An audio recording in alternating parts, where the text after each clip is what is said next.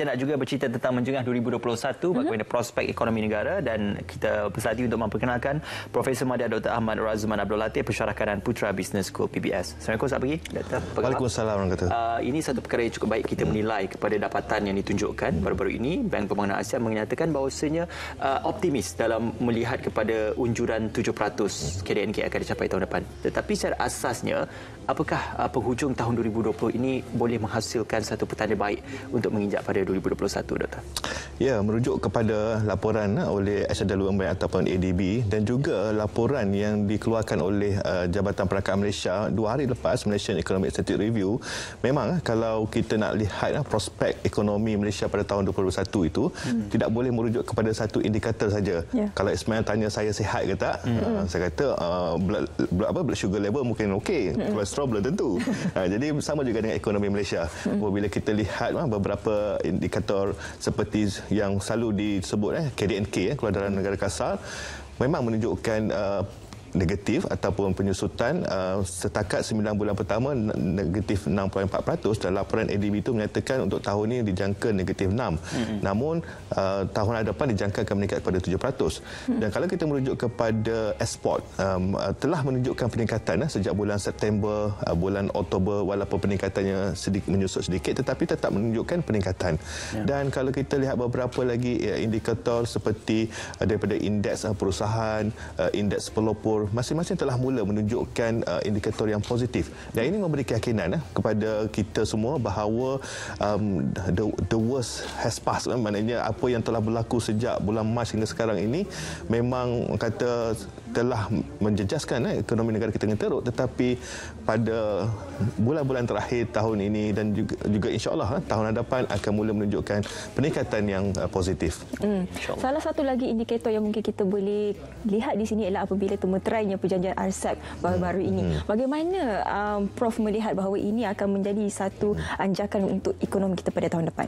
Ya, perjanjian RCEP dan baru-baru ini juga APEC turut mencerminkan komitmen negara-negara ekonomi yang terlibat untuk bekerjasama pertama dalam membendung pandemik COVID-19 ini daripada menjadi sesuatu yang berterusan memberi impak negatif kepada ekonomi. Dan selain daripada itu, perdagangan ataupun transaksi perniagaan antara setiap negara anggota yang membolehkan berlakunya pertukaran barangan dan perkhidmatan dengan lebih pesat pada tahun hadapan juga akan menjadi agenda utama.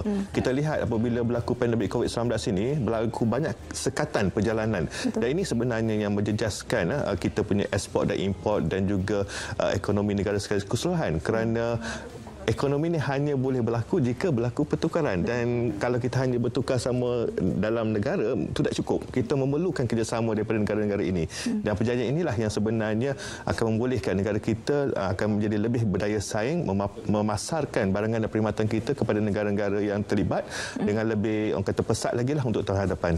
Belanjawan 2021 yang sudah pun diluluskan untuk bacaan kali ketiga dan insya-Allah akan dilaksanakan pada tahun depan, 322.54 bilion ringgit itu bagaimana boleh dimanfaatkan untuk melihat 2021 menjadi tahun yang lebih baik berbanding tahun ini? Ya, belanjawan yang mempunyai peruntukan terbesar dalam sejarah ini memang penting kerana banyak peruntukan yang akan diberikan itu lebih bersifat suntikan fiskal secara langsung. Maknanya peruntukan itu akan terus pergi kepada golongan yang disasarkan. Dan ini adalah kesinambungan daripada setiap pelan rancangan fiskal tahun ini. Ada 5 sebenarnya, dan juga merupakan permulaan untuk rancangan Malaysia ke-12 pada yang akan bermula tahun hadapan. Dan semua ini amat penting untuk memastikan bahawa apa yang telah dilakukan oleh kerajaan sehingga akhir tahun ini akan terus diteruskan dia punya impaknya. Sebab kita lihat banyak pelan rancangan fiskal tahun ini di berakhir tahun ini, subsidi upah, geran mikro kepada perusahaan SME dan sebagainya. Dan belanjawan 21 ini adalah penting untuk memastikan bahawa bantuan dan peruntukan ini tidak terhenti setengah jalan dan segala usaha kerajaan untuk membantu mereka itu tidak terbantut. Dan saya melihat dengan pelaksanaan ataupun peruntukan yang telus dan tidak berlaku keterisan, disokong dengan tabik urus yang betul, maka ia akan memberi impak yang positif. Bagaimana Prof melihat peranan pihak swasta sebagai salah satu pemacu untuk ekonomi pada tahun 2021? Ya, pihak swasta memang penting. Bila kita sebut pasal hashtag kita jaga kita, sebenarnya bukannya hashtag kerajaan jaga kita. Kita itu bermakna kita semua. Bukan sahaja kerajaan, malahan pihak swasta, NGO, komuniti, individu dan sebagainya.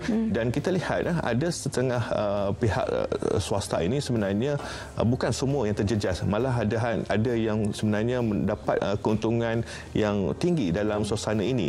Dan mereka juga turut memberikan komitmen untuk orang kata membantu sedaya yang mungkin untuk golongan-golongan yang terjejas, dan kerjasama antara kerajaan dan pihak swasta ini harus diteruskan sehingga ke tahun hadapan, kerana kita faham kerajaan mempunyai sumber yang terhad dan tidak boleh berbelanja sebegitu saja. Jadi disebabkan itulah saya lihat peranan semua termasuk pihak swasta amat penting untuk mendepani cabaran 2021 ini.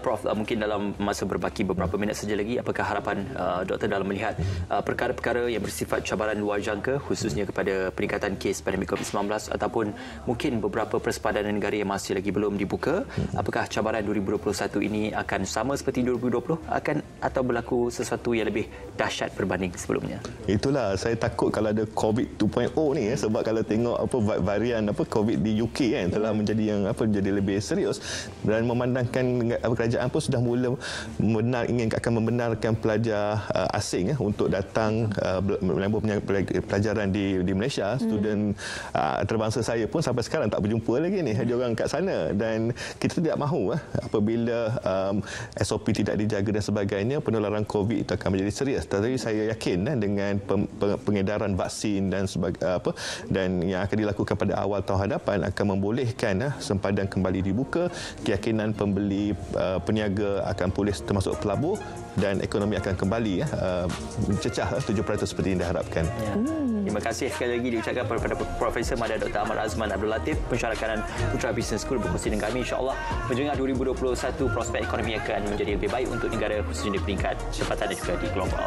Ya, hari ini merupakan hari Sabtu terakhir untuk 2020. Beberapa hari lagi kita akan masuk ke 2021.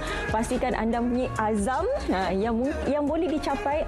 Seperti mana Prof Muhaya katakan tadi, janganlah kita berazam terlalu tinggi sehingga tidak dapat digapai. Ukur baju di badan sendiri. InsyaAllah, walaupun waktu berlalu dan juga tahun makin bertambah, tetapi saya harapkan kecantikan Syafiqah Ishak akan terus kekal menjadi Alhamdulillah, amin. dan menontonnya. Terima kasih Prof dan bersama kami, dan juga terima kasih